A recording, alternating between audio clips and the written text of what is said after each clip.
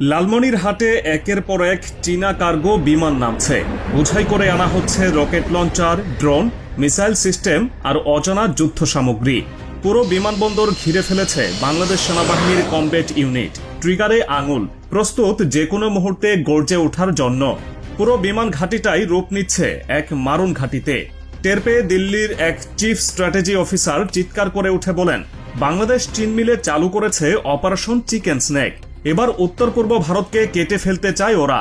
লালমনিরহাট বিমান ঘাঁটি থেকে যদি ক্ষেপণাস্ত্র ছোড়া হয় তাহলে ভারতীয় ভূখণ্ড দ্বিখণ্ডিত হয়ে যাবে। এই দৃশ্য হয়তো এখনই বাস্তব নয়, কিন্তু এই ভয়েই দিন পার করছেন ভারতের মোদি ও জয়শঙ্কররা। আর এই দুঃস্বপ্ন নিয়েই ভারতের সামরিক ও কূটনৈতিক মহলে এখন কার্যত আতঙ্কে। কারণ ভারত এক প্রকার নিশ্চিত হয়ে গিয়েছে বাংলাদেশের উত্তরাঞ্চলে লালমনিরহাট বিমান ঘাঁটি পুনরায় চালু করতে যাচ্ছে ইউনূস সরকারের নেতৃত্বাধীন তত্ত্বাবধায়ক প্রশাসন, তাও চীনের সক্রিয় সহায়তায়। আর এখানেই ভারতের মূল ভয়ের কেন্দ্রে রয়েছে সে বিল করিডোর, যেটা পরিচিত চিকেন স্নেক নামে। মাত্র 22 কিলোমিটার লম্বা এই সরু করিডোর ভারতের উত্তর পূর্বাঞ্চলের সঙ্গে মূল ভূখণ্ডের একমাত্র সংযোগ।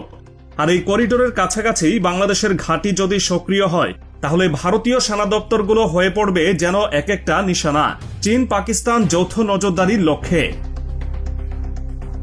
এমন এক পরিস্থিতিতে ভারতের প্রাক্তন লেফটেন্যান্ট জেনারেল সুব্রত সাহা প্রকাশ্যে যেন যুদ্ধ ঘোষণা করেই ফেললেন। আনন্দবাজার পত্রিকায় সরাসরি হুমকি দিয়ে তিনি বললেন, সংঘাত হলে ভারতীয় বাহিনীর সীমান্তের কাছাকাছি যে কোনো সামরিক অবকাঠামো গড়িয়ে দিতে সময় লাগবে না। প্রয়োজনে বাংলাদেশেও চালানো হবে অপারেশন সিঁদুরের মতো অভিযান। এমনকি তার ভাষায়, ইউনূস সরকার শুধু ঘাঁটি চালুর মধ্যেই সীমাবদ্ধ নয়, বাংলাদেশ যে সীমান্তবর্তী অঞ্চলে চীন এবং পাকিস্তান উভয়কে সক্রিয় করে তুলতে চাইছে তা নিয়ে তার মনে কোনো সংশয়ের অবকাশ নেই। এই ভাষাটা ছিল না শুধু সতর্কবার্তা, ছিল একেবারে পরোক্ষ যুদ্ধ আহ্বান। ভারতের মতো দেশের উচ্চ পর্যায়ের অবসরপ্রাপ্ত জেনারেল যখন এমন বক্তব্য দেন সেটিকে অবহেলা করার সুযোগ নেই, বিশেষত যখন সেটা প্রকাশিত হয় ভারতের সবচেয়ে প্রভাবশালী মিডিয়া আনন্দবাজারে। এখন আসি লালমনিরহাট বিমান ঘাঁটির ইতিহাসে। বহুদিনের পুরনো এই ঘাঁটি প্রথম নির্মিত হয়েছিল ব্রিটিশদের হাতে দ্বিতীয় বিশ্বযুদ্ধের সময়ে। যুক্তরাষ্ট্র ও ব্রিটিশ র্যাফ বাহিনী এখান থেকে বার্মা ফ্রন্টে হামলা চালাতো। সেই ইতিহাসের পাতায় থাকা পরিত্যক্ত রানওয়ে আজ হঠাৎ করে কেন নতুন আলোচনায় এসেছে? কারণ বাংলাদেশ বিমান বাহিনী সেখানে সরঞ্জাম পাঠিয়েছে, চলছে আধুনিকীকরণের প্রস্তুতি, রানওয়ে সংস্কারের কাজ শুরু হয়েছে। আর এতেই যেন ভারতের কৌশলগত মহলে অগ্নিসংকেত বেজে উঠেছে। সুব্রত সাহার চোখে এই ঘাঁটি আর কোনো সাধারণ ঘাঁটি নয়। তার মতে এটি হবে একটা চীনা স্পাই বেজ। এখান থেকে চলবে আকাশপথ নজরদারি, সন্ত্রাসবাদ ছড়ানোর প্রচেষ্টা, এমনকি ভারতের সামরিক গোপন তথ্য চুরি। তার আশঙ্কা আরও বড়, বাংলাদেশ নাকি এখন পাকিস্তানকেও পাশে টেনে আনছে। এমনকি রংপুরে আইএসআই প্রতিনিধিদের উপস্থিতিও চিহ্নিত হয়েছে বলে দাবি করেছেন সুব্রত।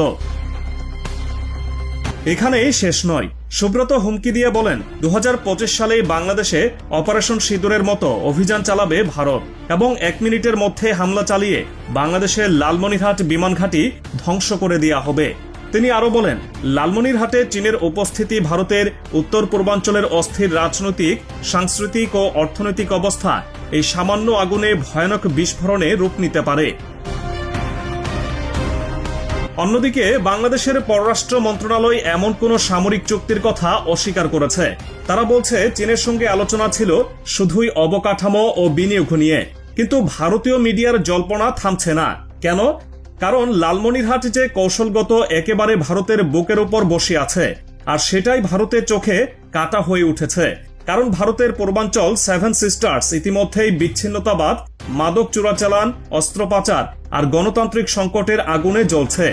এই আগুনে যদি চীন ও পাকিস্তান মিলে তেল ঢেলে দেয় তাহলে ভারতীয় শাসনের ভিত কেঁপে উঠবে বলে মনে করছেন অনেকেই।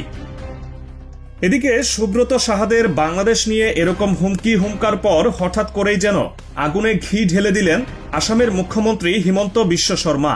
ভারতের উত্তর পূর্বাঞ্চলীয় এই মুখ্যমন্ত্রী এবার একেবারে মানচিত্র হাতে তুলে বাংলাদেশকে যে বার্তা দিলেন তা কোনো কূটনৈতিক ভাষায় নয়, ছিল একেবারে হুমকি সুরে। সামাজিক যোগাযোগ মাধ্যম এক্সে প্রকাশিত এক পোস্টে হিমন্ত দুটো অঞ্চল চিহ্নিত করেন, বাংলাদেশের উত্তরাঞ্চলের রংপুর এবং দক্ষিণাঞ্চলের চট্টগ্রাম। এই দুই এলাকাকে তিনি সরাসরি বাংলাদেশের চিকেন নেক বলে ঘোষণা দেন।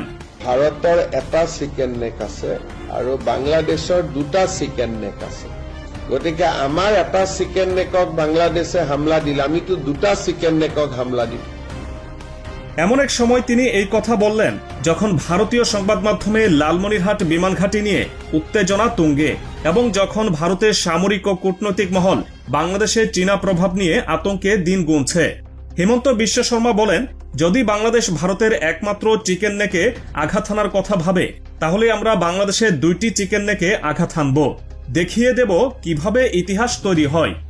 এই হুমকি নিছক কথার খেলাও নয়, কারণ তিনি আরো বলেন চট্টগ্রামের করিডোর ভারতের চিকেন নেক থেকেও সংকীর্ণ। প্রয়োজনে রংপুর এবং চট্টগ্রামকে একেবারে বিচ্ছিন্ন করে দেওয়া হবে। আর বাংলাদেশ এই দেশের সাহস কি করে এমন সিদ্ধান্ত নেয় তা বোঝা উচিত। তোমাদের আগে বহুবার জন্ম নিতে হবে ভারতের বিরুদ্ধে দাঁড়ানোর আগে। এই কথাগুলো কেবল ব্যক্তিগত রাগ নয়, বরং বিজেপির কেন্দ্রীয় রাজনীতিরই প্রতিচ্ছবি, যেখানে বাংলাদেশকে এক প্রকার নির্বাচনী অস্ত্রে পরিণত করেছে মোদী সরকার। পাকিস্তানের সঙ্গে তুলনা করে বাংলাদেশের উপর চাপ বাড়ানো, চীনের সঙ্গে বাংলাদেশের বৈধ সম্পর্ককে সামরিক হুমকি হিসেবে ব্যাখ্যা করা এবং বাংলাদেশকে ছোট করে দেখা এখন যেন এক ধরনের নির্বাচনী স্টান্টে পরিণত হয়েছে। কিন্তু এর ভেতরেই তৈরি হচ্ছে এক অস্থির ও ভয়ঙ্কর ভবিষ্যতের ইঙ্গিত। কারণ যখন কোনো দেশের রাজনৈতিক নেতৃত্ব সীমান্তবর্তী রাষ্ট্র সম্পর্কে প্রকাশ্যে এমন ভাষা ব্যবহার করে, তখন কূটনৈতিক সম্পর্ক আর সাধারণ থাকে না, তখন তা পরিণত হয় সামরিক উত্তেজনার বীজে। বাংলাদেশের কূটনৈতিক মহলে এমন মন্তব্যকে দেখা হচ্ছে একেবারে দায়িত্বহীন, উস্কানিমূলক ও বৈশ্বিক কূটনীতির সব ধরনের শালীনতার পরিপন্থী হিসেবে। কারণ রংপুর কিংবা চট্টগ্রাম কোনো সামরিক অঞ্চল নয়, সেখানে সাধারণ জনগণ, কৃষক, ব্যবসায়ী, শিক্ষার্থী বসবাস করে। এমন জায়গাকে হুমকি দিয়ে সন্ত্রস্ত করাটা যেন স্পষ্টভাবে মানবাধিকারের পরিপন্থী বার্তা বহন করে। শুধু হিমন্ত নয়, একের পর এক ভারতীয় সংবাদ মাধ্যমেও সেই একই সুরে কথা বলছে, যেন বাংলাদেশ তাদের জন্য হঠাৎ করে এক শত্রু রাষ্ট্র। অথচ বাংলাদেশ কখনোই প্রকাশ্যে ভারতকে হুমকি দেয়নি, বরং প্রতিবেশী হিসেবে শান্তিপূর্ণ সহাবস্থানে বারবার আস্থা রেখেছে। ঢাকা থেকে একাধিকবারের প্রতিবাদ জানানো হয়েছে। পররাষ্ট্র মন্ত্রণালয় ভারতের এসব বক্তব্যকে ভিত্তিহীন ও দায়িত্বজ্ঞানহীন বলে অভিহিত করেছে। কিন্তু মোদী সরকার যেন শুনছে না কিছুই, কারণ নির্বাচন সামনে এবং উগ্র জাতীয়তাবাদের আগুনে হাওয়া লাগিয়ে রাজনীতির লাফ তুলতে চাইছে বিজেপি। চীনের ভয়ে কাঁপতে থাকা বিজেপির কাছে এখন বাংলাদেশ যেন এক ভয় দেখানোর মুখ্য পয়েন্ট। তাদের চোখে বাংলাদেশ যতটা ছোট, কৌশলগতভাবে ততটাই বড়, এবং এই বড় হয়ে ওঠা তারা কোনোভাবেই মেনে নিতে পারছে না। বিশেষজ্ঞদের মতে বাংলাদেশের লালমনিরহাট বিমান ঘাঁটি উন্নয়নের সিদ্ধান্ত একেবারে অভ্যন্তরীণ, স্বাধীন ও সার্বভৌম অধিকার। এটি রক্ষার দায়িত্ব বাংলাদেশের, এবং এটি নিয়ে যদি কোনো প্রতিবেশী অস্থিরতা দেখায় তবে এর জবাবও কূটনৈতিকভাবে নয়, প্রয়োজনে সামরিক প্রস্তুতির মাধ্যমেই আসা উচিত। কারণ আত্মরক্ষা একটি দেশের সবচেয়ে মৌলিক অধিকার। আর যদি কোনো দেশ হুমকি দেয় রংপুর বা চট্টগ্রামকে বিচ্ছিন্ন করে দেবে বলে, তবে সেটা শুধু বাংলাদেশ নয়, গোটা দক্ষিণ এশিয়ার জন্যই বিপজ্জনক এক বার্তা। ভারতীয় মিডিয়া ও নেতারা যখন বাংলাদেশের চায়না কেন্দ্রিক সহযোগিতা নিয়ে হইচই করছেন, তখন তারা একবারও ভাবছেন না এ অঞ্চলে শান্তিরক্ষার দায়িত্ব সবার।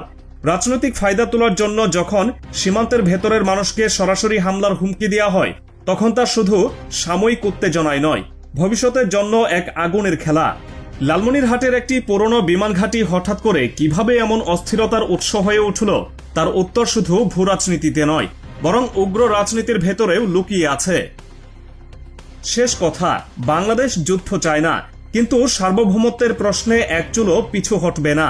ভারত যদি অপারেশন সিঁদুরের নামে আরেকটি আগ্রাসনের কল্পনা করে থাকে, তবে এদেশের মানুষও প্রস্তুত। কারণ এই মাটি 1971-এ দেখেছে কিভাবে আগ্রাসী শক্তিকে পরাজিত করতে হয়। আজ বাংলাদেশ সেই ঐতিহ্যের উত্তরসূরি, চুপ করে সয়ে নেবে না কিছু। আর এইবারের লড়াই কেবল রণক্ষেত্রে নয়, কূটনীতির ময়দানেও বাংলাদেশ জানিয়ে দেবে তারা কাউকে ভয় পায় না, যত বড় শক্তিই হোক না কেন।